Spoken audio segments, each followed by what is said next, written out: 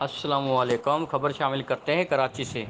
امروز مورخہ 28/9/2021 کو S H O بما staff اور انٹیلیجنس اسٹاف کے ہمراہ بامقام جعفر چوک مچھر کالونی پر گھر کی دیوار گرنے سے وفات پانے والی 2 بچیاں نمبر 1 اقرا دختر سراج، نمبر 2 کائنات دختر سراج کے وارثین کے ساتھ غم پرسی اور ایصال ثواب کے لیے ان کے گھر جا کر ملاقات کی اور وفات پانے والی بچیوں کے لیے دعائے مغفرت کی اور لاحقین کے ساتھ اظہار ہمدردی کرتے ہوئے محکمہ پولیس اور علاقہ تھانہ حضہ کی طرف سے مکمل تعاون کی یقین دہانی کرائی گئی، جنہیں S H O ڈاسک Arshad Janjua اور علاقہ پولیس کے اس اقدام کو بہت سراہا۔